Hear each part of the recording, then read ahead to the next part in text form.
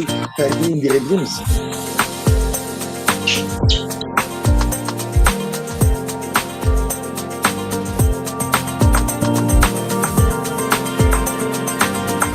Hemen şu perdeyi indirebilir misin?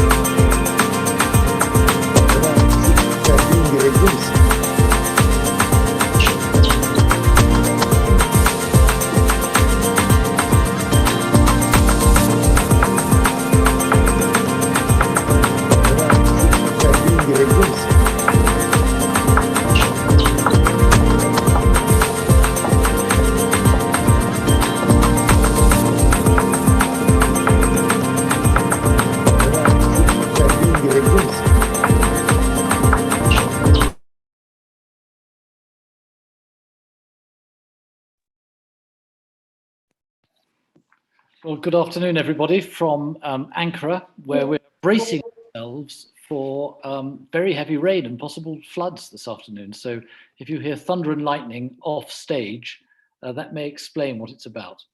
And actually, that kind of super climate event or extreme climate event is quite a sensible or suitable backdrop for the UK-Turkey race to zero, which we're all participating in this afternoon. I'm very grateful, we're all very grateful to TÜSİAD for their tremendous support that they provided as the delivery partners, and to colleagues in the FCDO and DIT Turkey and the organizing team for this race, and for all those members that have put together such an engaging program.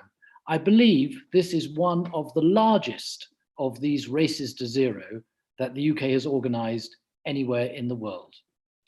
And that's good to be doing it in Turkey, not least because, as you will know, the UK will host the 26th UN Climate Change Conference of the Parties, known as COP26, in Glasgow in November this year. And the Race to Zero initiative is a pillar of the global COP26 engagement campaign, and its aim is to rally business to combat climate change by encouraging businesses to publicly commit themselves to achieving net zero carbon emissions by 2050. So we're trying to build momentum around the shift to a decarbonized economy ahead of COP26, where governments and businesses must strengthen their contributions to the Paris Agreement. It's been a key driver of the UK's engagement across the world, and of course here in Turkey.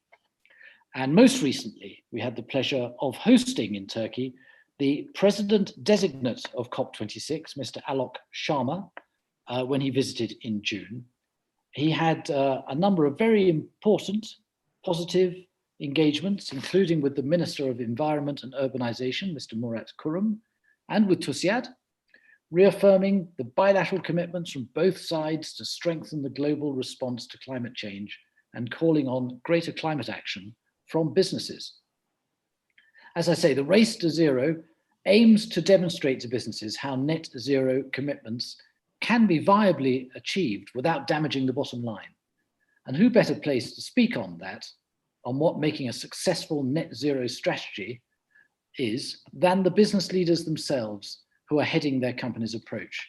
And I'm very glad we found a selection of business leaders from British and Turkish firms to speak about their company's approach to climate change and to dive a bit deeper into the lessons learnt when we get to the panel discussion. So today's session is structured in essentially two main parts. Firstly, we're going to hear from a number of speakers. We'll start with two very distinguished guests, the Minister for Exports, the Right Honourable Graham Stewart, MP, and then TÜSİAD's President, Simone Kozłowski. They'll talk about the importance of corporate climate action and the significance of the race to zero in global economic and global climate contexts. Then, secondly, as two key parts, I think actually this is probably going to end up as three key parts. Secondly, we will move on to hearing from leading UK and Turkish businesses on their strategies to achieve net zero emissions, which we hope will provide insight for everybody participating in this. to see how your own businesses can get involved in the race to zero and the benefits from that. And lastly, I'm going to hand over the chairman's microphone to my friend and distinguished colleague, Lord Janvrin.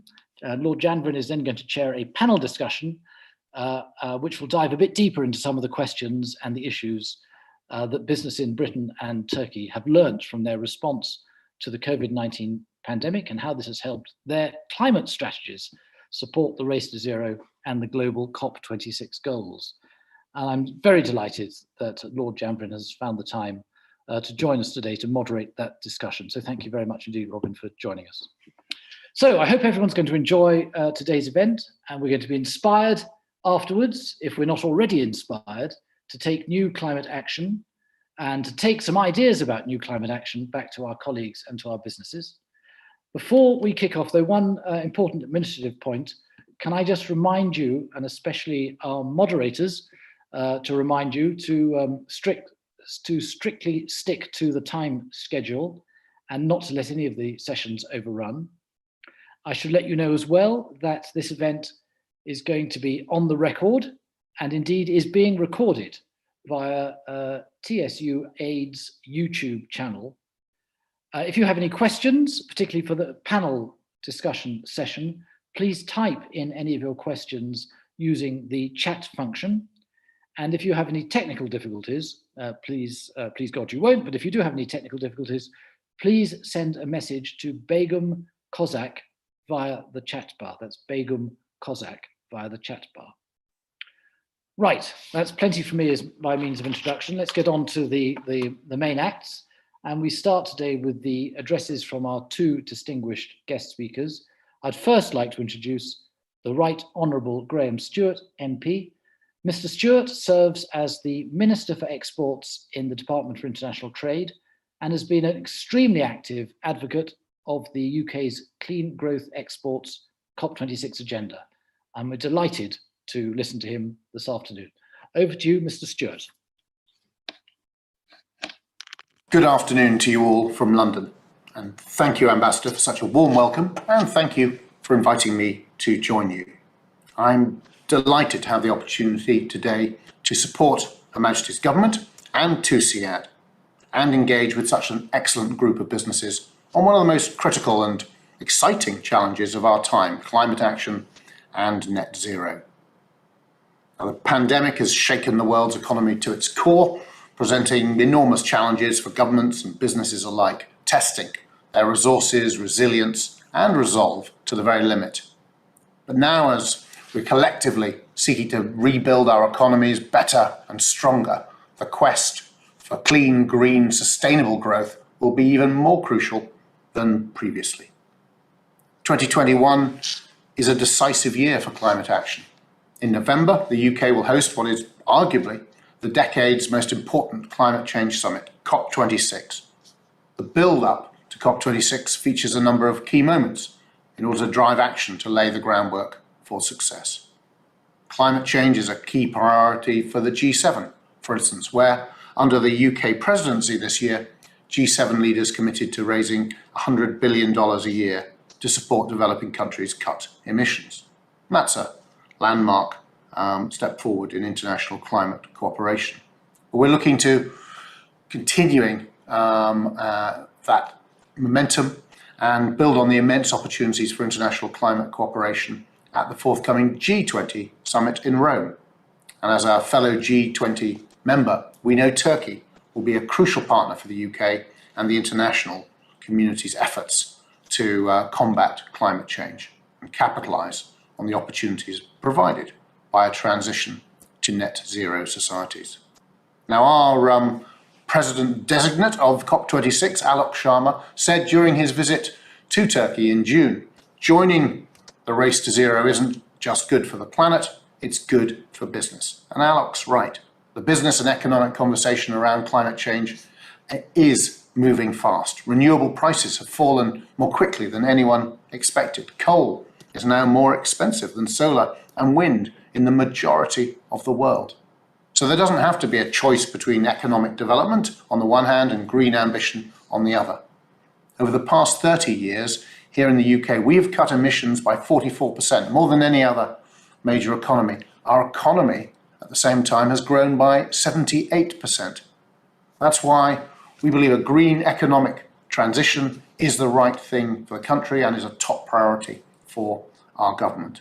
The UK has committed in law to net zero emissions by 2050. We'll stop using coal power by October 2024. The sale of new petrol and diesel cars in the UK will end this decade, and we believe that will create 2 million green jobs over the next 2 years. Over the next 10 years. And as Mr. Kozlowski said earlier this year, the colour of the future is clearly green. Now, COVID-19 has forced us all to take time to reflect and to ensure that the economic recovery from the pandemic is fairer, greener, and helps make us more resilient. But global collaboration will be crucial in driving down carbon emissions and continuing to grow our economies. And there's work to be done by the UK and Turkey in order to maximise the economic value of the clean growth agenda. So we have recently launched a climate finance accelerator to unlock the potential for clean growth sectors in Turkey. It will support Turkey to develop a pipeline of low carbon projects and draw in finance from international centres, including, of course, the City of London. So we're asking all companies and investors to make a solid commitment to reach net zero emissions by 2050 at the latest by joining the Race to Zero campaign. This is a UN campaign that commits you to reach net zero emissions by 2050 at the latest and to set short-term targets to build a road to get there. Businesses setting ambitious and credible net zero commitments sends the strongest signal to markets, supply chains, governments and consumers that the business community is truly committed to the transition and that climate targets help to provide clarity and confidence to markets as to where we're going. This has been our experience in the UK, where targets have helped to grow our clean industries, which is why today I'm calling on you and your business to join us in the fight against climate change by committing to net zero carbon emissions and joining the official COP26 initiatives that we'll hear more about this morning. As we work together towards creating a healthy, resilient and zero carbon recovery, fueled by greener, more sustainable global trade and investment. Now, I've heard about the fantastic work of TÜSİAD and their partners, who are already working with Turkey's most influential businesses to pave the way to a zero carbon economy. Today's Race to Zero summit is an excellent way to explore COP26 and corporate climate action. And I'm grateful to TÜSİAD for their ongoing climate leadership in Turkey and for their collaboration with us in the UK government in helping bring the Race to Zero to Turkey for the first time. Working together, government and businesses side by side, we can bring fundamental change now, laying the foundations for the global economy of tomorrow. After a year of unprecedented challenge for our world, let's embrace the abundance of opportunity that lies before us, building back better and greener than ever before. Thank you very much indeed, Minister, for your inspiring words. We're now going to hear from TÜSİAD's President, Mr. Simone Kozlowski. As many of you know, Mr. Kozlowski's leadership has been instrumental in pushing forward the corporate climate agenda in Turkey and showing real leadership on this subject more generally in the country. As the holder of an important senior office in the business community. His support's been invaluable in helping the UK to bring the Race to Zero to Turkey today. So, Mr. Kozlowski, over to you. Thank you, Ambassador and distinguished participants. It is my great pleasure to welcome you to the UK-Turkey Race to Zero Summit in collaboration with the Department for International Trade and the Foreign, Commonwealth and Development Office. I'm very pleased to be able to address you about combating climate change, which we consider among our top priorities at TÜSİAD. Climate change is a global threat to sustainable development and the entire ecosystem. The effects of climate change are deepening, both on the international scale and in Turkey. In this context, Combating climate change and adaptation to climate change are among the priority agenda items of all economies, as well as environmental, economic, and social organizations and institutions. At the same time, increased societal awareness of the need to confront climate change is pushing governments and institutions to formulate new and effective policies and decisively implement the roadmap to address this global challenge. In this crucial year for global action on environmental and climate, we are delighted that the G7 articulated a common message regarding historic commitments, which will put climate, biodiversity, and the environment at the heart of worldwide COVID-19 recovery. As we recover from the pandemic, it is very wise to focus on building back greener, creating jobs, prosperity, and this without harming our habitats. Dear participants, scientific research shows that the measures we will take to reduce greenhouse emissions in the next few decades are critical to prevent irreversible effects on the world's environmental ecosystem. The self-renewal capacity of the world ecological system is becoming increasingly insufficient in the face of a rapid increase in the world population and the current production and consumption patterns.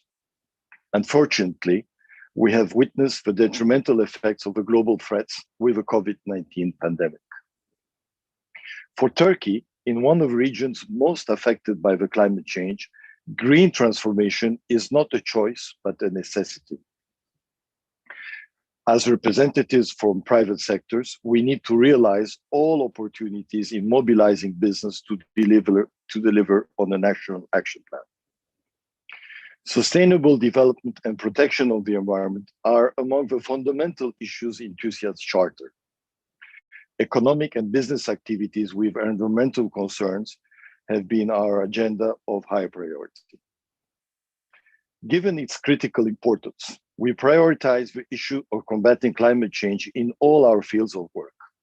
We attach significant importance in the efforts and constructive contribution of all national and international stakeholders to achieve the objectives of the Paris Agreement, which we have espoused as one of our strategic priorities. In the light of this, we strongly believe that prior to COP26, Turkey should become a party to the Paris Agreement. Thus, Turkey should determine a carbon neutral target by 2050 and concrete an applicable and measurable roadmap, which will be the basis of its NDC under the agreement. This scientific-based roadmap should ensure policy coherence and involve all relevant stakeholders in society. We believe this roadmap is also a vital step in terms of predictability of the investment environment and could provide a green financial framework for business investments in combating and adapting to climate change. In cooperation with all stakeholders, we will continue to work resolutely to increase our efforts to combat climate change. Our industry is rapidly internalizing sustainability practices. Measures are gradually put in place to realize the potential of renewable energy and energy efficiency. The mechanism developed in the field of sustainability finance are indicators of our determination in the fight against climate change. TÜSİAD's recent studies also indicate that green economy holds more opportunities and potential in all aspects. Antonio Guterres, the UN Secretary General, said last month that COP26 in Glasgow will be a make it or break it occasion for the planet. Hence, the decision made at COP26 in Glasgow later this year will affect the prosperity, health, and well-being of all of us. More than 80 parties have already submitted their up-to-date updated NDC as required by the agreements. We've seen countries coming forward with their net zero commitments. We welcome what the US administration and the G7 leaders have said in terms of climate action. We've been informed that the Race to Zero membership is increasing by the day, and many of them are large global companies. But is all in the midst of a global pandemic. The measures we will take in our daily life and green business models, but we will implement are now more critical than ever. To succeed in such a difficult struggle, it is critical to strengthen the cooperation between all relevant parties at national and international levels. The measures taken so far show that they will not be enough to limit the global average temperature increase to 1.5 degrees. Driving fundamental change across all sectors of the economy requires immediate action from both business and government. Government must develop policies to support progress towards domestic targets, including low carbon electricity, electrical vehicles, decarbonization of industry, and low carbon heating. Business must commit to climate targets and work collaboratively across industries to decarbonize throughout supply chains. Innovation and low carbon investment will be key enablers for net zero. Business must harness the opportunity to reap the decarbonization and wider economic benefits of net zero. In this process, we see that collaboration is vital between state institutions, civil society, NGOs, business and international institutions. As TÜSİAD, we are actively contributing to all these efforts thanks to the roundtables and working groups' annual work plans. Dear participants, 2021 will be the year when the cornerstones of the next 10 years will be laid. Turkey should assess both the opportunities and risks arising from these historical times. I really hope that 2021 will be the year Turkey ratifies the Paris Climate Agreement. I end my speech with the hope that this event will be an important step in both raising awareness on climate change and creating a positive political agenda between Turkey and its partners. Once again, I would like to thank my colleagues at TÜSİAD and the Department for International Trade and the Foreign and the Commonwealth and Development Office for their excellent work. We look forward to working with you closely at COP26 agenda and the Race to Zero campaign. Thank you very much indeed, Mr. Kozlowski. As always, the leadership that you give us on this subject, this is globally important subject of climate change, is so valuable. And we're very grateful for you taking the time to speak to us this afternoon. So thank you very much again. Right, ladies and gentlemen, we will now move to our presentations from individual businesses. And we're going to hear from these businesses about their approach to net zero and climate change. And first, I would like to give a very warm welcome to Mr. Kürşat Apan, who is the Supply Chain Director of May Diageo. He's been in that role since June 2020. And before that, he's held a range of different supply chain and business development roles in Turkey's consumer goods sector for a number of different companies.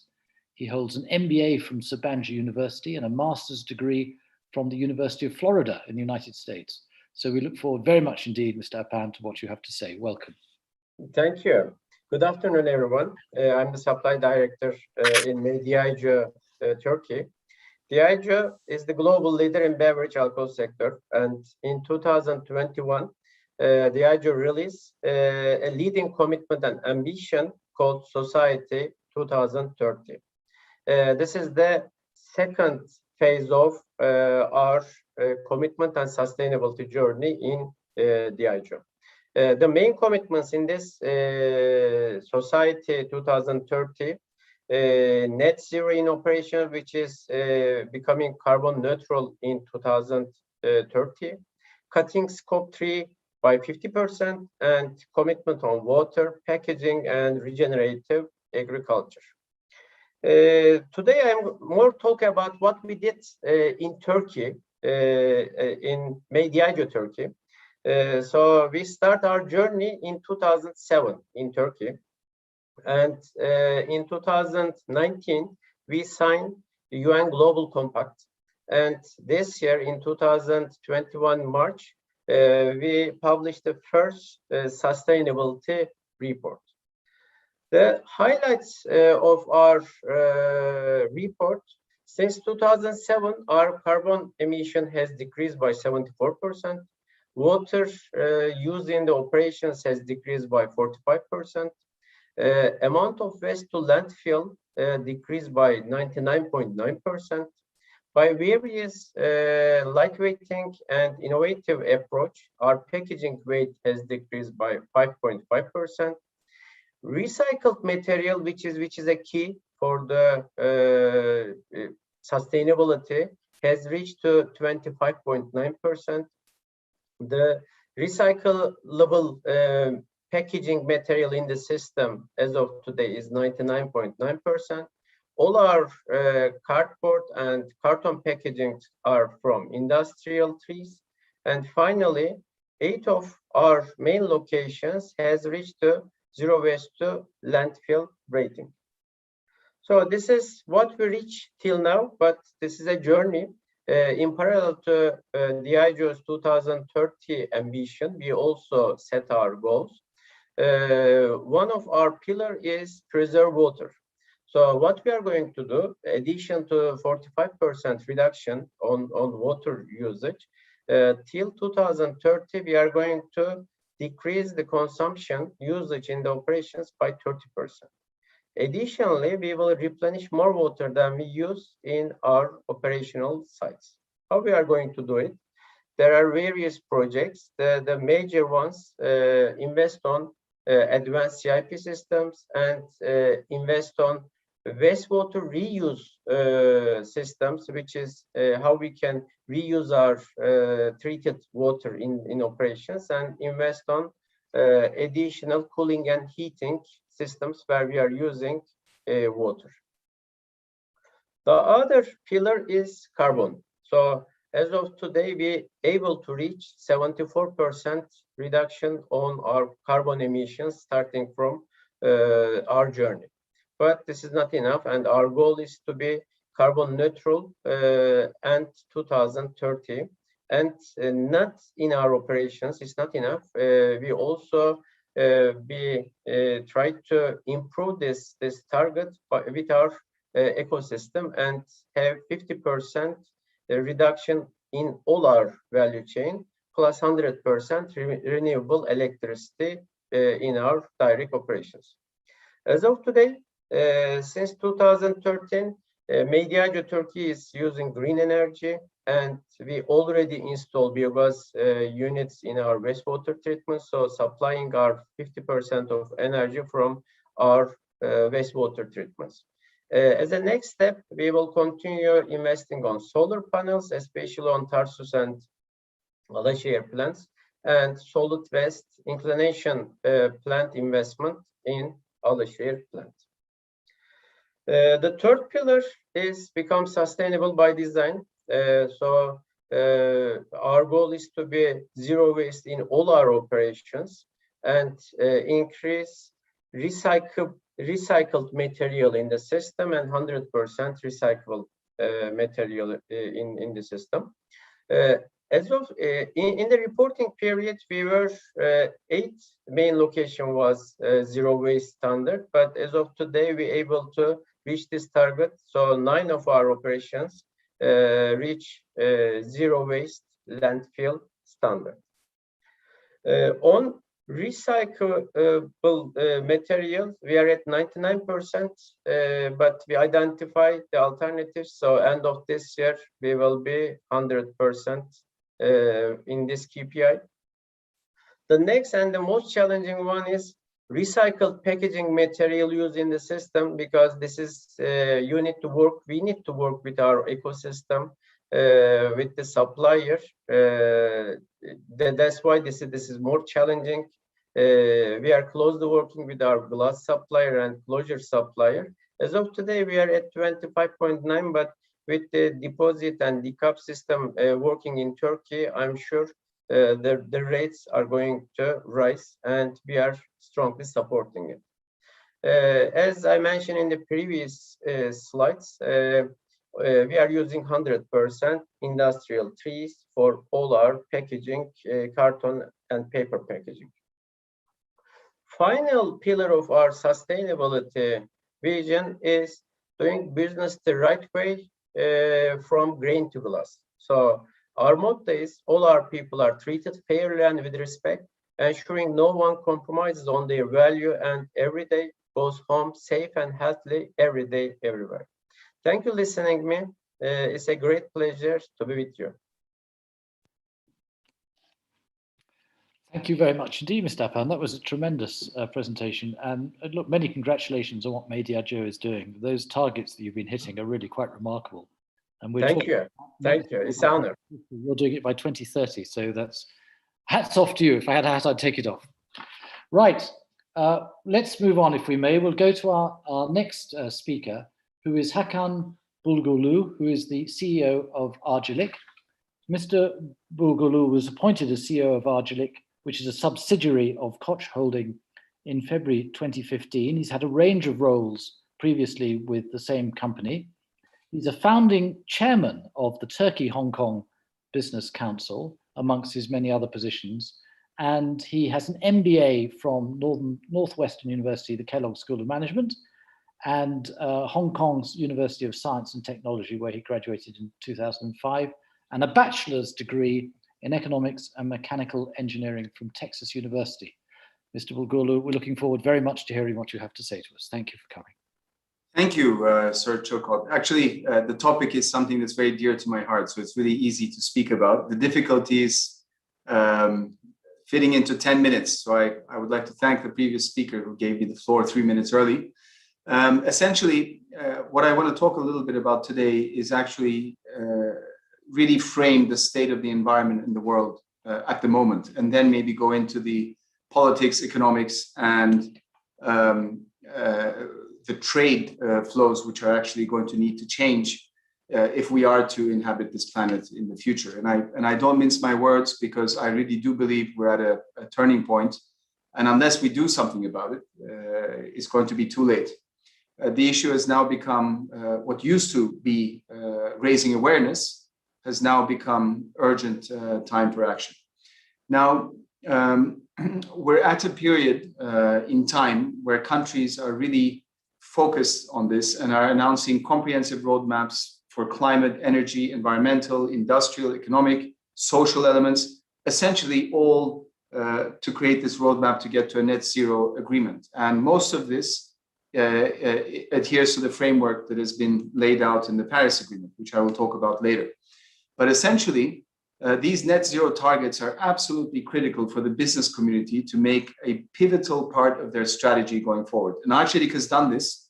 I'll try to explain how it's been done, because I really do believe that Arçelik has a role as a role model, an example, because as we lead the Dow Jones Sustainability Index for our industry globally, the fact that we come from an emerging market like Turkey, I think is extremely important, because most future emissions are going to come from places similar to Turkey, which have much larger populations than Turkey and are growing from a lower base of GDP, so they will consume more.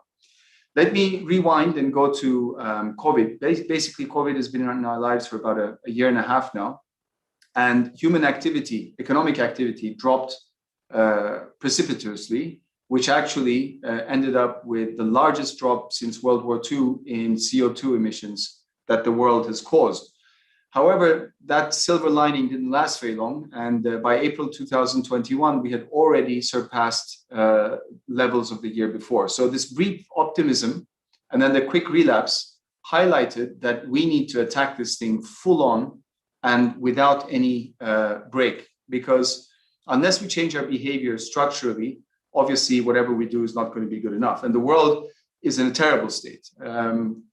At the moment, we're hotter than we have been in the past 12,000 years. We can see this very, very specifically from data that's been buried in the ice at the polar caps. 12,000 years is a very long time in human history, by the way. Carbon dioxide levels have reached 418, 419 parts per million. That's the highest it's been in 4 million years. And what's worse than that is, even though we're extremely high, the delta, the rate of growth, is highest in 66 million years. Essentially, this looks like a train which is speeding by the minute and speeding faster by every minute and going towards a cliff. And we're beginning to feel the effects of this. 8 million people are displaced a year because of flooding, climate events. 11 million tons of plastic are flowing into the ocean. I mean, this is unacceptable by any standards. And if we don't do something about this, like banning single-use plastic, this is going to triple by 2040. And maybe the biggest loss of all is global animal populations have declined in size by 68 to 70% since the 1970s. Since the 1970s, I deliberately choose that because that's in my lifetime. In one generation, we have lost 70% of animal populations, and we are in another period of mass extinction with ecosystem losses. I'm not trying to scare you with this data, but people really, this is science. This is not somebody, it's not a tree hugging, extreme person with extreme views. This is data, science, and this is the fact. This is where we are today. And if you look at the economical outcomes of this, basically, if we continue with this trajectory, global GDP per capita is projected to drop by 25%. And this is soon. This is not 2050, 2060. I sometimes use that example because I laugh at people who make commitments, 2050, 2060. I've even heard 2070 to become carbon neutral. I'll get to that later. I just simply say that's passing the buck on to another generation, which we can't do because we have overwhelmingly created this problem in our generation. We need to take the steps to stop this. And if COVID showed us anything, it's basically that if that's a pinprick, the coming climate crisis is a sledgehammer.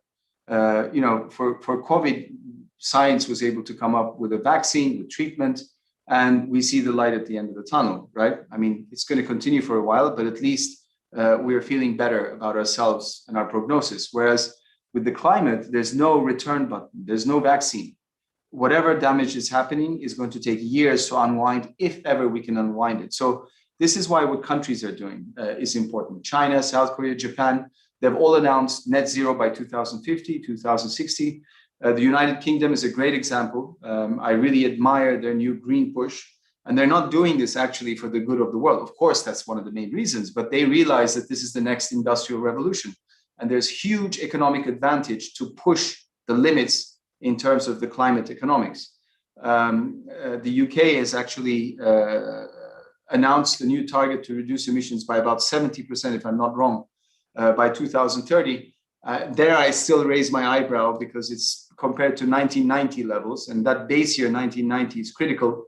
I would have much preferred to see a much later base year when talking about the amount of reductions in emissions. But another reason why I take my hat off to the UK is basically the commitment to no longer generate electricity from October 2024 from coal is actually something to celebrate and an example for the rest of the world to follow. So basically, I think this 10-point plan that the UK has for the green industrial revolution, I called it the industrial revolution for a reason, because the green revolution is going to be bigger than that. And hosting COP26, which by the way, will replace the Paris Accord. In my opinion, an agreement will come out of there, which will be much, much stronger in terms of regulations regarding emissions, a carbon pricing structure. I'm very hopeful of COP26, which is under Britain's leadership. And everything that they are doing to keep actually global temperature rises to 1.5 degrees. Now, why is this important? Because unless we have countries like the UK and the UK business world that is setting examples for the rest of the world to follow, I don't believe in the world acting all together when necessary. But if it can be shown that there are low-hanging fruits, it's a way to grow GDP, to innovate, to gain an advantage, then I think this wave will really grow in size and shape and create many opportunities. Now, when we look at Turkey, Turkey is very highly integrated into the EU and has a very strongly built, robust infrastructure, a great work ethic, and also a large market of its own. So Turkey actually needs to very quickly adapt itself to follow a green transition. We need to ratify the Paris Accord immediately. I mean, the fact that we haven't done that yet, I find is really short-sighted. Even if we ratify today, I think COP26 will come up with much more stringent and difficult agreements to adhere by. So Turkey really needs to have its own green roadmap and accelerate the transformation of its industry and regulatory framework. Now, I think in the EU, basically, a carbon border adjustment mechanism has been one of the most discussed policy actions, which I think will come, by the way, especially if Turkey does not ratify the Paris Agreement. It's a real risk for businesses in Turkey. But, and by the way, I do support a carbon pricing mechanism because I think this is the only solution going forward for humankind. And I am part of the World Bank High Commission for Carbon Pricing. So I've seen a lot of data. I know what I'm speaking about. And when I say I think this is the only solution going forward, I think it's also something that we can implement relatively quickly. But when we're talking about things like carbon taxes at the border, we have to remember that not all companies are made equally. I'll use Arçelik as an example.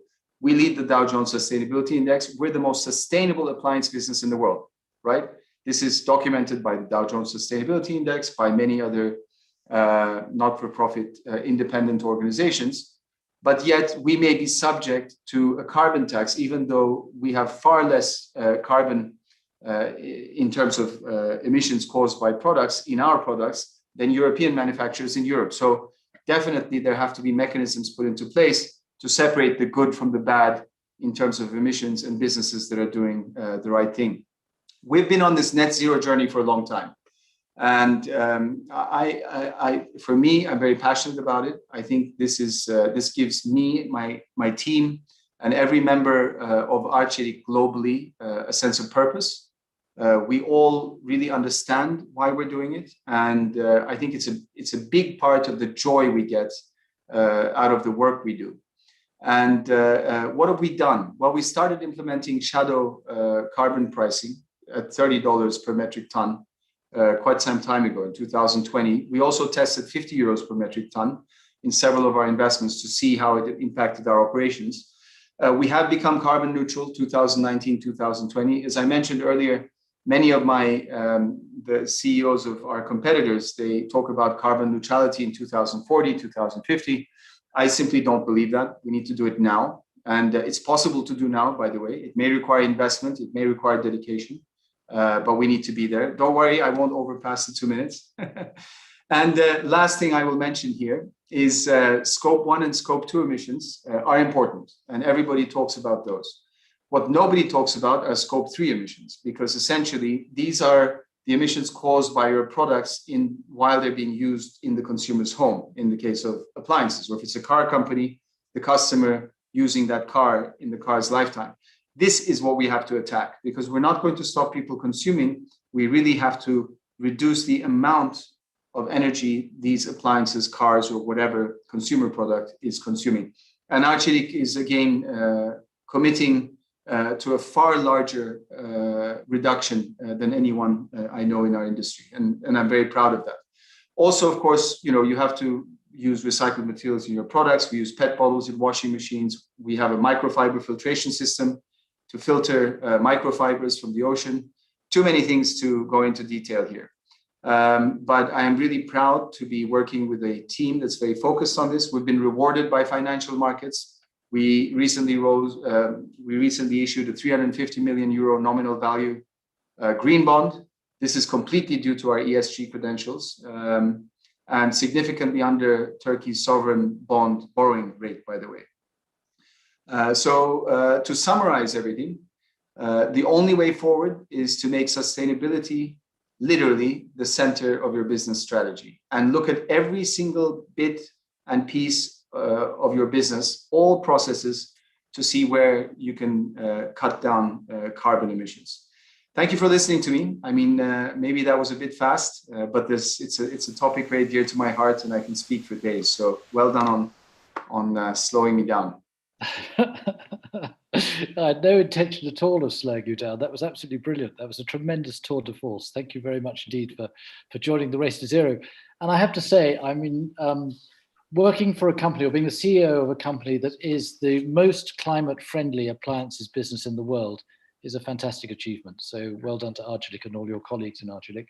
And thank you for the nice words you said about the British government's ambition.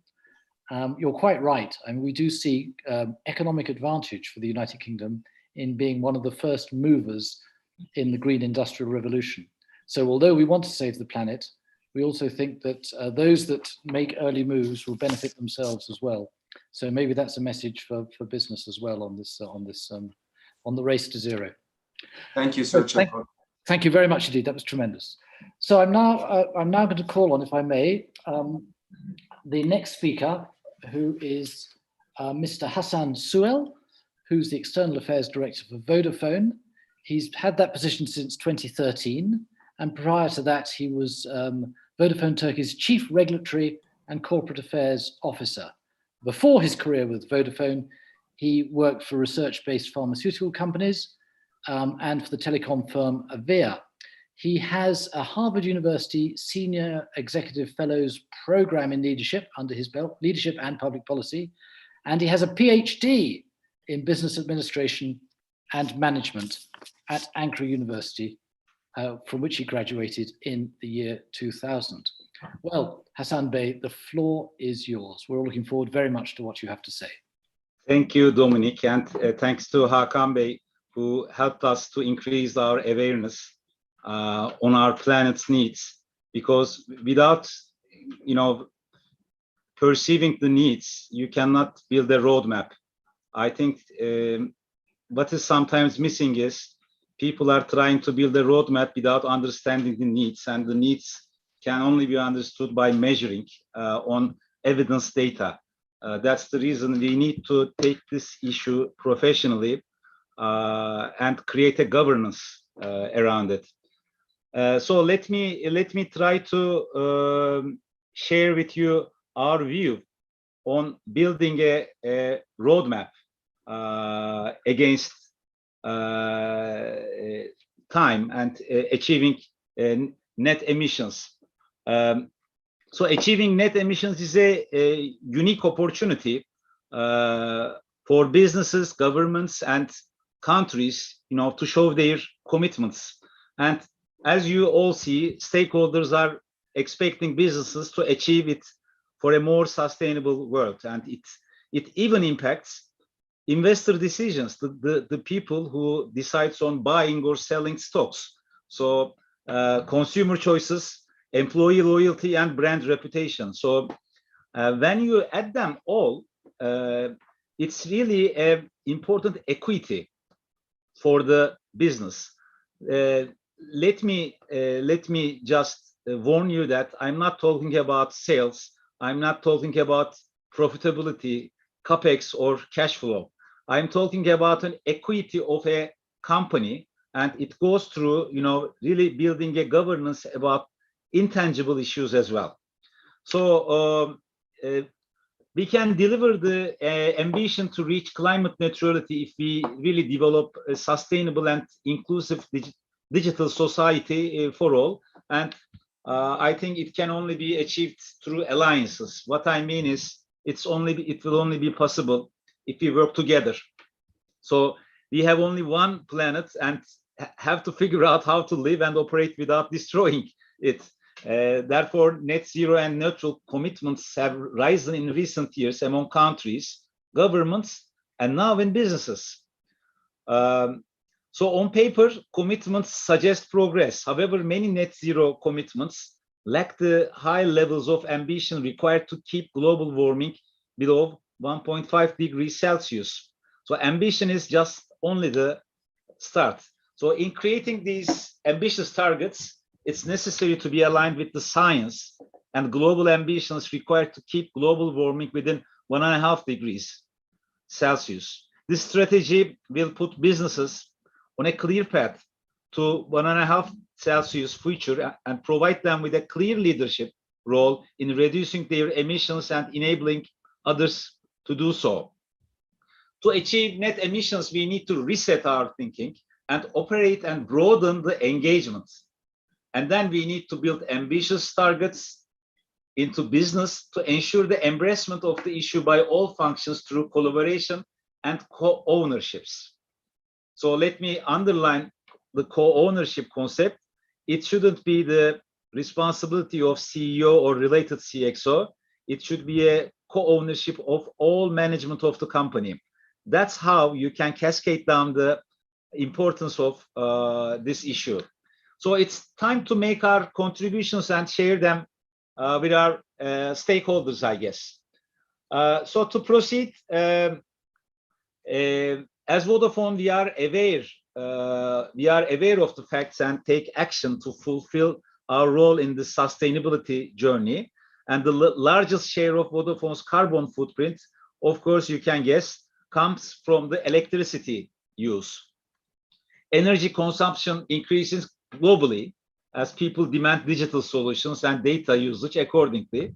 While the demand for our services grows, we need to develop innovative approaches to minimize energy use in our sector. We are addressing this quickly as infrastructure and regulation allow us to. We are working to ensure our electricity use does not increase despite a considerable rise in demand for data across our networks. So as of July 2021, we have achieved a commitment where now 100% of the electricity we use for our European gigabit network is powered by renewable resources, expanding to our global network by 2025. In addressing climate crisis, the mobile industry has a unique role to play. Business continuity has always been a priority for the mobile industry, connecting billions of people, growing numbers of enterprises, and Internet of Things. So this has never been more evident than during the COVID-19 pandemic, and the challenges we face will dramatically increase. So with a proactive approach, there will be opportunities to promote renewable energy investments, smart buildings, green and public transport, and a whole range of other areas that will help to slow climate change. To talk a little bit further, I want to take you through our roadmap, the calendar of events in our mind. So as you can see, to stabilize climate change, carbon emissions need to fall to zero. So the longer it takes to do so, the more the climate will change. That's why we set a science-based carbon emission reduction targets for 2030 and committed to reaching the net zero emissions by 2040. First, we will eliminate all carbon emissions from our activities and energy purchases.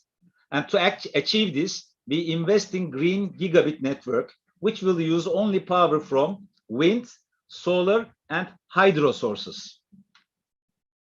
We will reuse, resell, or recycle 100% of our network waste by 2025. Not only emissions from our activities, but also the supply chain are targeted to be reduced. So by 2040, we will have eliminated Scope 3 emissions completely. We now evaluate suppliers based on their commitments to the environment and provides SME suppliers with extra guidance on sustainability practice. So we are showing the signs to our suppliers that we won't buy from you if you don't meet the standards. So connectivity and digital solutions can support industrial ambitions for climate action. And at Vodafone, we have pledged to help our corporate customers also to reduce their emissions by implementing new technologies and digital solutions. Our business enables carbon reduction in other 10 times larger sectors, equivalent to approximately 4% of global emissions. For example, the Internet of Things offers enormous opportunities for businesses with the economic potential to create around $6.2 trillion by 2025. We make it possible for our stakeholders to utilize the opportunities offered by Internet of Things. For instance, our automotive IoT technologies are delivering cuts in fuel consumption up to 30% for our corporate customers, helping optimize route management, vehicle maintenance, and more efficient driving behavior for fleets. And for businesses in the agricultural sector, for example, our IoT solutions can measure humidity, soil health, and water absorption, enabling farmers to use irrigation and fertilizers more efficiently. these are just few examples. Each shows the contribution of digital solutions and connectivity can have towards a more sustainable future. So we can play a leading role, transforming our business towards a more sustainable model and partnering with businesses and the government, of course, to transform risks into opportunities. A shift towards greener economies cannot be delayed. It's inevitable. And it's proved that the delay is quite costly, not only in financial terms, but also for our planet. So to conclude, digitization and climate action are increasingly two of the biggest global drivers of change, and mobile technologies have the power of transformation. Though the bridge we have built on the benefits and opportunities brought by technology, we contribute to planet and society equally and fairly. So there is still more to do, and it's time to collaborate for a more sustainable future. I believe together we can. Thank you, Dominic. Hasan, thank you very much indeed. And thank you for setting out Vodafone Turkey's roadmap to net zero so clearly. And again, you're well ahead of the 2050 deadline that we were hoping businesses would adopt in the race to net zero. And you're beating it by 10 years according to your own plan. And I was particularly struck that you said that you are evaluating suppliers now by their commitment to the environment that they are displaying. I think that's a very important lesson. Well, Dominic, you cannot do without building an ecosystem around you to embrace the same goals. So it shouldn't be not only businesses' own efforts, but also you need to motivate, you need to inspire your ecosystem as well. Yeah, no, absolutely. Anyway, you've inspired us all, not just your ecosystem, you inspired everybody on at this Race to Zero event. So thank you very much for joining us. My pleasure. And I'm now going to turn to our fourth speaker representing a major company. It is Mr. Haluk, who's the CEO of Brisa Bridgestone, who are a major tire manufacturer and a subsidiary of Sabancı Holdings, and he's held that position since July last year. He's had a career at Brisa spanning 34 years. So he, all the way back to when he entered the company as a production engineer in 1986. So congratulations for at reaching the very top of the tree. You studied mechanical engineering at METÜ in Ankara, where you graduated from there in 1984. So Haluk Bey, the floor is yours. We look forward very much to hearing what you have to say. Thank you, Dominic. Good afternoon, all. I am going to explain our way of sustainability as Brisa. Brisa is Turkey's tire industry leader under the partnership of Bridgestone Corporation and Sabancı Holding. We put sustainability at the center of our business with approximately 3,000 employees, the production we carry out in 2 manufacturing plants, the products, services we offer, and of course in our R&D activities. Our company is a substantial example of our industry can as well create social and environmental value. Today, we are one of the 3 climate and water leader companies in Turkey beyond our industrial leadership. We handle all our activities by setting up governance models and taking action in line with the strategies and targets we have determined. We determined our focus areas as transition to low carbon economy, transition to low-touch economy, and of course, social, cultural transformation in ESG. Of course, the most important step that needs to be taken with regards to tackle climate crisis in transition to low-carbon economy, which is also the main subject of today's agenda. The transition will result in an unforeseen transformation for all companies within the next 10 years. In this transition, Brisa's main actions consist of reduction of emissions, energy, water, and waste management, responsible production, sustainable raw materials, and of course, biodiversity. We govern all our actions in line with United Nations Sustainable Development Principles. On the other hand, while completing the transformation, we believe in the necessity of powerful risk management, including all our shareholders and value chain. As Brisa, we have identified our long-term tangible targets toward the transition to a low carbon economy. In order to keep the temperature increase at 1.5 degrees within the scope of complying with the Paris Climate Agreement, we aim to reduce our emissions by 50% in 2030 and compared to 2011, and to reach zero emissions by 2050. Towards achieving this ultimate goal, we submitted our commitments to the Science Based Target Initiative this year, and we will conclude them soon.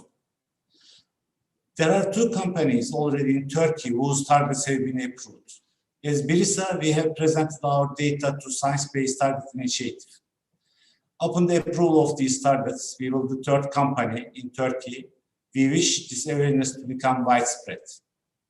On the other hand, our targets for plastic and raw materials are to realize the commitments we made to IPG, namely Business World Plastic Initiative in 2021, and to eliminate single-use plastics in 2023.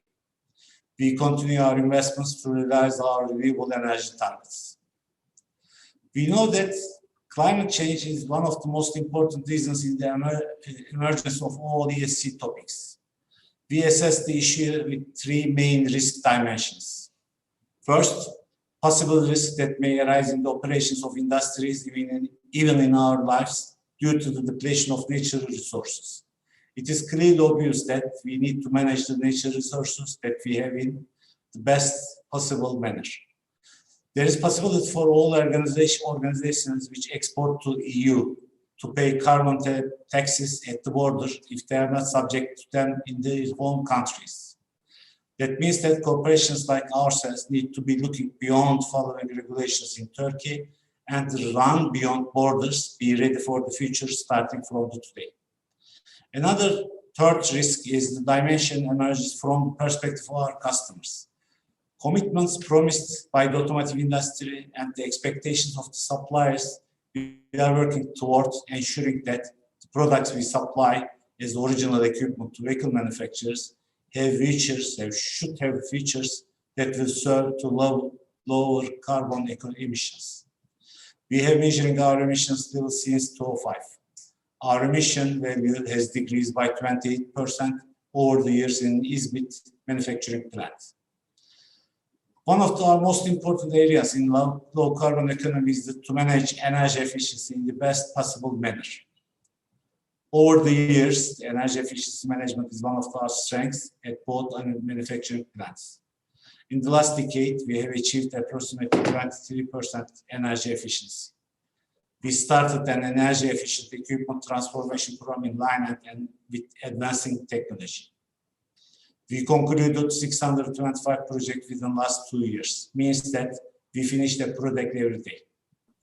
We saved approximately $700,000 and reduced around 4,250 tons of emission in 2019 only. We will obtain the IREC Renewable Energy Certificate to achieve this target at Izmit plant. We will also make an investment around $3.5 million in 2021 to 2023 for energy saving projects. We will further achieve our targets with our solar energy plant and IREC Renewable Energy Certificate at our Aksaray facilities also. Come 2023, our renewable energy consumption will reach 22% at Izmit facilities and 29% at Aksaray facilities. For the water management, I stated that one of our focus areas is the water management in terms of low carbon management. As water is a local natural resource, the most efficient ways to comply with our responsibilities for our own geography is through water efficiency projects. With projects focusing on the efficient use of water resources at our Izmit manufacturing plant, we reached around 55% saving in the last 12 years. We are targeting to reduce our water consumption by 75% in 2023. We are carrying on projects such as rainwater harvesting, treatment systems for wastewater recovery to achieve this target. Our 2 times CDP water program Turkey leadership and pioneering effort in water footprint inventory calculations are tangible examples of proofs of how methodological Brisa's approach is in this perspective. For the waste management, circular economy is a concept that pushes the business world to use the limited global resources in an attentive manner. We approach this concept in two dimensions. The first dimension is the management of our in-house waste, meaning that, first of all, I would like to state that in 2015, our Izmit manufacturing plant became a zero landfill facility, followed by our Aksaray manufacturing plant in 2018. In addition, we are going through a transformation period of both of our manufacturing plants using a circular business model. For example, with the tire components recovery project, which are about to finalize, we are targeting to recover around 1 ton of waste. We also have targets to reduce plastic consumption within the organization. Our partner, Sabancı Holding, is the signatory of the Business World Plastics Initiative to combat plastic pollution. We have stated our goal of zero plastic under this signature. Focusing on reducing the impact of our products on carbon emissions in terms of low carbon economy management efforts, we are continuing our approach in cyclical management, starting from developing a product and extending it beyond the finalization of its product life cycle. We have 6 base criteria within the product development phase: providing durable tires with lower rolling resistance, lower noise levels, which are lighter, provide energy efficiency, and consist of recycled materials. The share of these products within our R&D expenditures is around 54%. Moreover, we are continuing our projects for servicing, providing fuel energy, tires for electrical vehicles, expanding the coverage of electrical charging stations, advancing the product life of tires by retreading them. Finally, I would like to talk about our responsible procurement policies, because we are part of an enormous ecosystem, and we see extending social and environmental respect of Brisa values towards the whole ecosystem with which we are interacting as our responsibility. We are encouraging and following our shareholders, with whom we are in close cooperation through targets to reduce our emissions, rooted in indirect actions such as raw material supply and product distribution. Moreover, we are localizing our global supply resources and replacing them with the closer alternatives. This is the end of my presentation. I would like to extend my gratitude to all participants and listeners. Thank you. Haluk Bey, thank you very much indeed. That was very comprehensive. And I think it made it clear to me, at least, how much work and effort and planning has to go into making these reductions in emissions when you're dealing with the manufacture of something as physical and important as tires, with all the components, the steel and the rubber and everything that goes into them. So it's really good to hear how, one of the most challenging businesses, what you're doing. So thank you very much for that. And you're quite right, I'm sure, to draw attention amongst the risks that you pointed out, is that the regulatory environment is not going to remain static. There will be changes that we'll need to adapt to, not least things like carbon adjustment tariffs and the EU's Green Deal, where so many of the export markets of Turkey-based industries are in the single market of the European Union, and that market and its view of its sort of climate approach to that market is going to change in the years ahead, and to be very important when it does so. So thank you very much for that. That was terrific. Thank you. Thank you. Right, we're now going to move on to our panel discussion, and I'm going to introduce my friend and colleague in this endeavour to promote British-Turkish trade, Lord Robin Janvrin. Lord Janvrin has been the Prime Minister's trade envoy to Turkey for many years now. He's a regular visitor to Turkey. He's probably someone who's been observing from inside the government, the British government effort, the Turkish economy and the success of Turkish businesses and British-Turkish tie-ups, probably more consistently, and has greater insight than pretty much anyone in our system. So it's a great pleasure, Robin, to have you here today. You're going to be moderating, I think, a slightly reduced panel, but nonetheless an important panel, And so I think without any further ado, may I hand you the microphone? Dominic, thank you for that over-generous introduction, but it is a great pleasure to be here. And I do think that this is a really fascinating discussion that we've been having, and a really crucial and vital subject. I think this initiative, Race to Zero, builds on something which is very evident to me as trade envoy, which is the importance that business has, or the relevance and importance and responsibility that business has for driving change in our world. And I think that Race to Zero is a way of energizing the non-state, if I can put it like that, the non-state actors to look at what they can do to achieve, to meet the challenge of climate change and achieve some of these very, very stretching targets. Could I, before I start, just thank those presenters for 4 really interesting and very different presentations on what your companies are doing to address these challenges. Diageo and Arçelik, Vodafone, Brisa, all very well-known companies, and it's extraordinarily impressive and inspiring to see what you're already doing.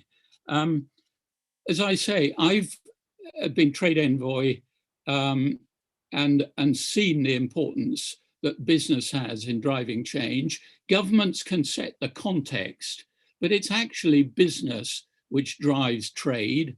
And I see that every day in my capacity as Prime Minister's trade envoy to Turkey.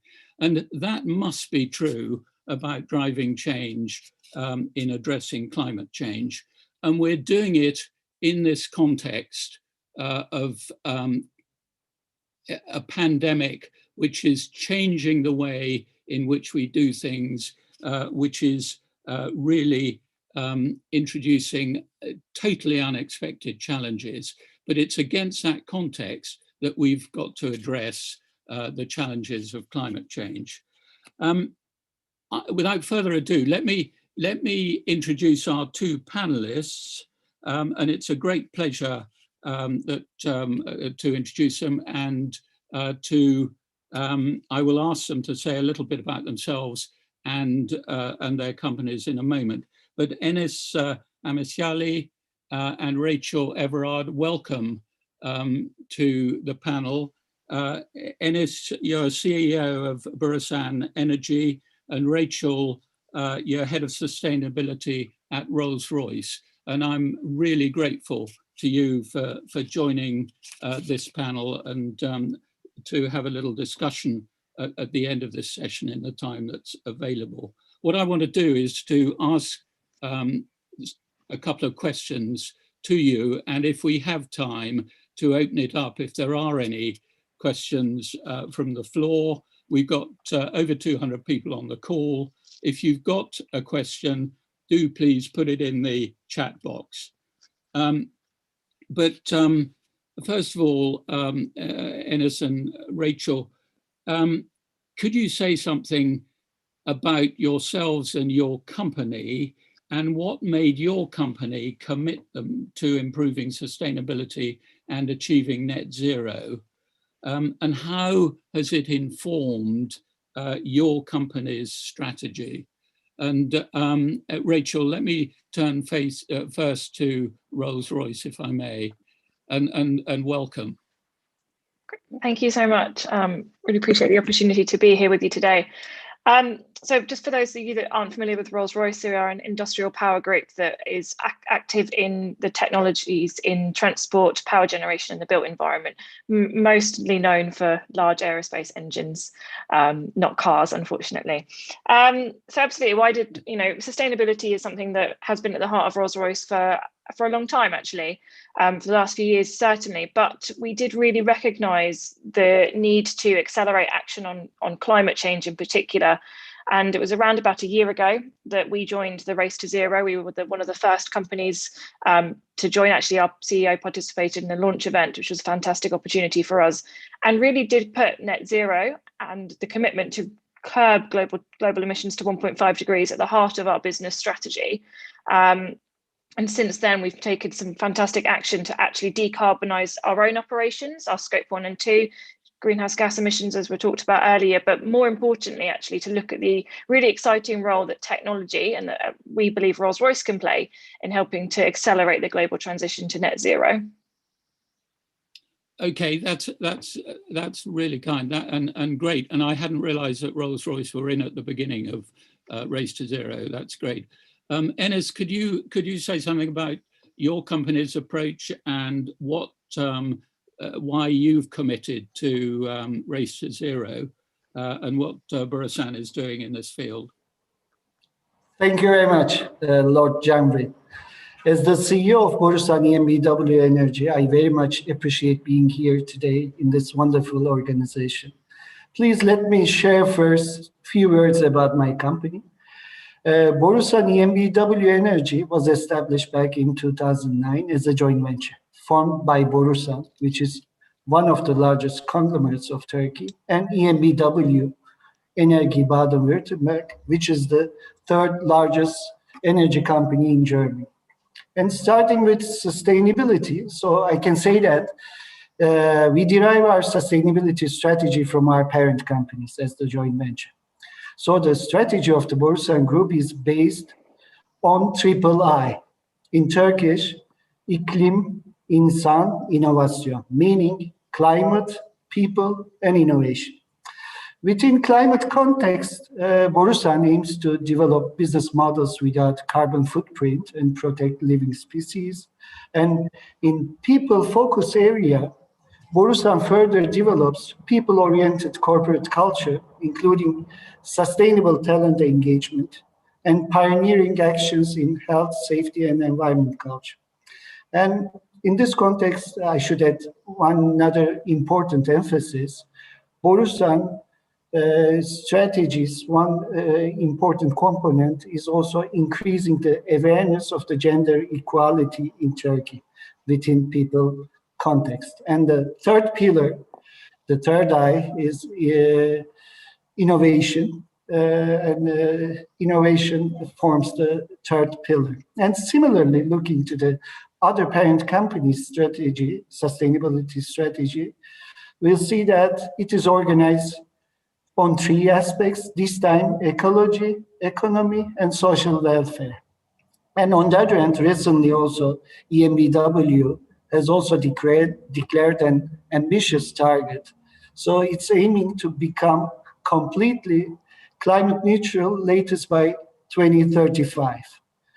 And since the foundation of our company, the joint venture, we centered our strategy on developing 100% renewable energy portfolio. And today, I'm proud of saying that we became the leader in the wind energy sector here in Turkey.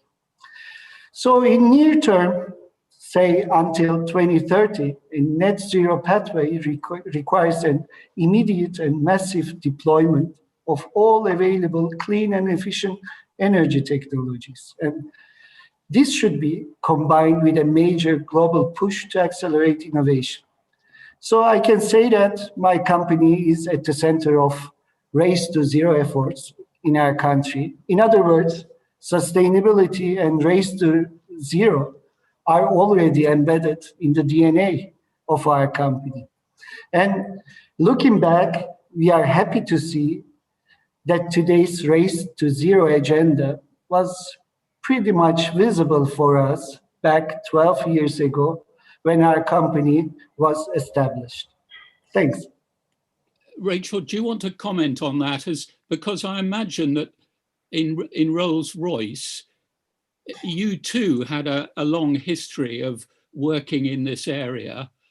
So it wasn't a huge shift to commit yourself in accordance with the Race to Zero approach, because to some extent, as I recall, Rolls-Royce has been involved, rather as Boris-san, for many years. Would you agree with that?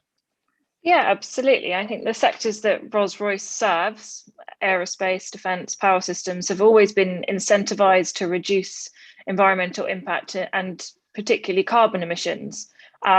What changed for us really was the global momentum around net zero, and actually the fact that we did think, the technologies that Rolls-Royce provides and other companies provide have a real opportunity here, a business opportunity, as well as a good, nice thing to do in reaching net zero. And we've made some really ambitious targets that have pushed beyond what we were doing already, I suppose.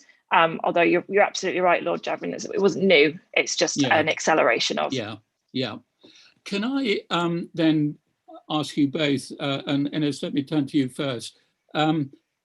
What have there been lessons that you've learned from what you've had to do to respond to the COVID pandemic, which you can apply in achieving net zero emissions? Are there lessons for those people listening that they can think about in their own businesses as to what they've learned in the last 18 months in this unprecedented pandemic that you find valuable in addressing net zero ambitions? And Enes, can I aim that at you? You first, and then Rachel. Okay, thank you. So in the first couple of months, the COVID-19 pandemic formed a shocking crisis for sure for the businesses. First, companies turned to themselves to respond to the changing environment. So they took several precautions to ensure the sustainability of the business. Then there's been a surge to help the community and contribute to the campaigns fighting the pandemic. I want to emphasize one important aspect here with regards to the energy sector. In the first half of 2020, we observed a sudden decline in demand as companies were shut down, which is very rational. And on global basis, 5% in energy demand fall was observed, which is a very, very big number. And at the same time, there was a sudden decline in energy-related CO2 emissions by 7%, another big number. So the human impact on global warming became much more visible. And on the other hand, today, unfortunately, in 2021, global energy-related CO2 emissions are increasing again. And this is going to be as far as I know, the second largest increase in the history. And this will reverse most of the last year's decline caused by the pandemic. Anyways, as this platform also proves, COVID-19 pandemic resulted in an increased awareness, I would say, in another fight against the climate change. And this led many states, but not only the states, as well as big conglomerates, multinational companies to announce net zero targets one after another. And governments started to put green transition to the center of their recovery packages and growth strategies. And coming to this sustainability in connection with COVID, I will just rewind the tape a bit back and give you some examples from Borusan Group. Borusan has signed the United Nations Global Compact in 2009. And this initiative is very well embraced in the group with its motto, "This planet is our home." And this process with sustainability lenses and measurement discipline brought a larger perspective to our daily business. And as I mentioned, climate, people, and innovation are the three pillars of our sustainability strategy. And under these three pillars, United Nations Sustainable Development Goals are forming the main guiding objectives.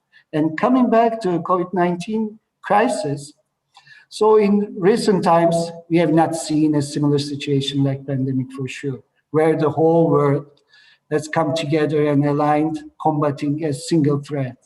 And this time, all the parties, businesses are coming together, combating another threat, the climate change. And I can say that the pandemic has become a big catalyst for climate actions of the countries, but not only of the countries. It speeded up, accelerated also all the actions in the companies, including our joint venture and our parent companies. Thanks.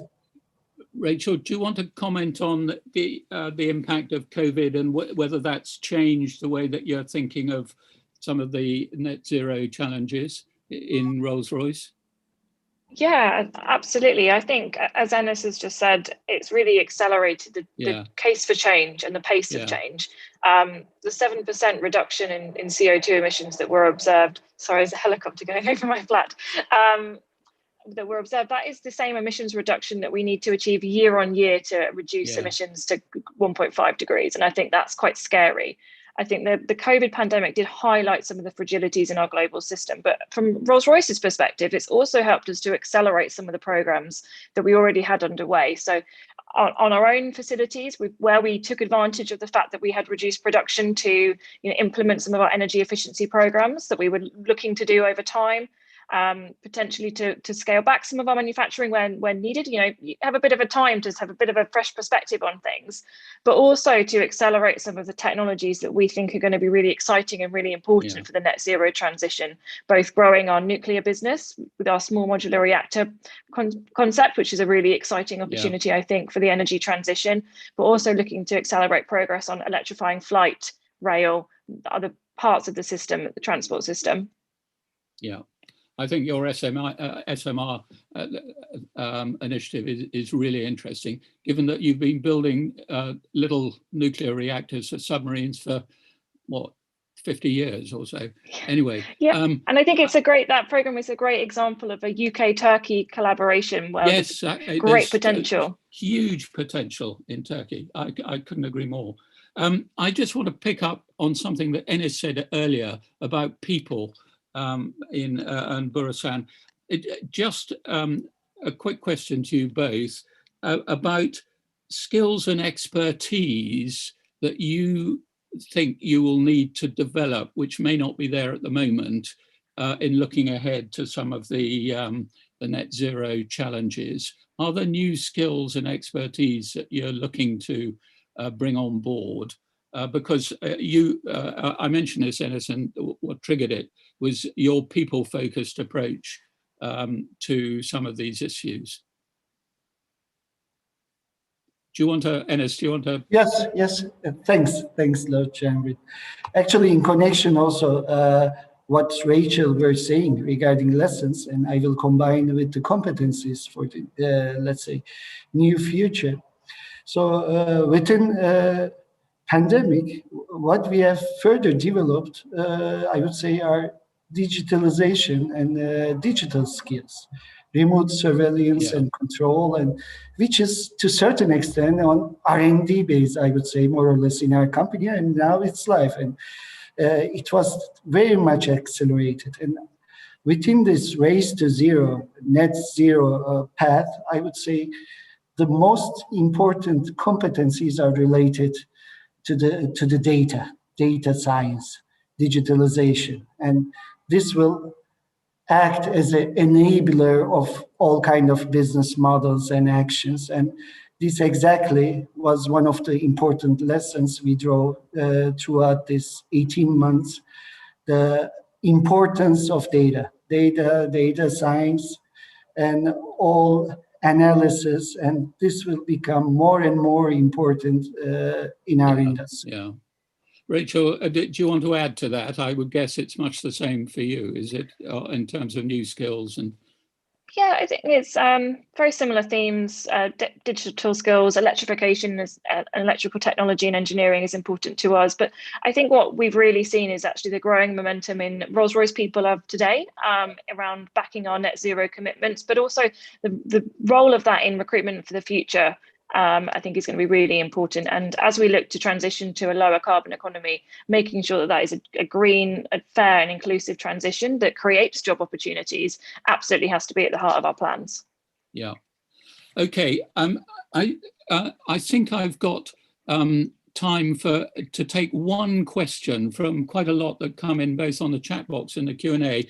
But if I can ask both of you to be very succinct, very quick, because we're almost out of time. But the question that I pick out, because it's one of the short ones, is, are there any particular certifications which you would recommend for companies to apply for in terms of sustainability and marking what they've achieved? And I don't know whether either of your companies have specific certifications which you would recommend people look at. And if you could be very quick, because I don't want to run over time. I'm already running over time, but Enis, do you want to? Yeah. Any quick answer to that? Yeah, regarding certification, I will answer the question a bit the way around. So we are issuing certificates which are helpful for the companies in terms of, let's say, voluntary renewable energy certificates. And these are good also for reputation purposes, especially where there's no obligatory markets are valid. And as renewable energy company, we are contributing with our certificates where they can use together with their brand and proving their awareness to the climate with our certificates, namely IREC or Gold Standard. Okay. And Rachel, any quick ones from your sustainability department? Yeah, I think a couple of them have already been mentioned, the Dow Jones CDP. I'd actually say don't bother with this, don't rush to the certificate. I think start with understanding your data, your impact, and focus on where you can make a difference. Yeah, okay, very good point. Look, both of you, thank you so much for your contributions. Thank you for taking the time to join us on this. I think it is a hugely important area, and your companies are in the forefront. And with that, can I hand back to Dominic, if you're still there, Dominic? I can't see you. Yeah, there you are. And could I, Dominic, just add, which I should have mentioned, a word of thanks to TÜSİAD on my behalf for, if you like, joining us on this conference and this call. TÜSİAD are hugely important to us, and I'd like to express my thanks to them. Dominic, all yours. Robin, thank you very much. Well, ladies and gentlemen, this is going to conclude our Race to Zero event. So thank you very much for everybody who's taken part. Thank you to Lord Janvrin, in particular for Robin, for your excellent stewardship of our discussion. And I'm very pleased to say that at the height of our event in the Race to Zero, we had nearly 230 audience participants, which is a terrific number. So thank you all for taking part. I think we hoped that we would learn new ideas on climate action from one another, what businesses could do to further their transitions to a carbon neutral economy. And we've had lots of examples of excellent practice from the really good presentations we've been privileged to listen to today. And I'm sure many people will have taken ideas away from those presentations and been inspired by them.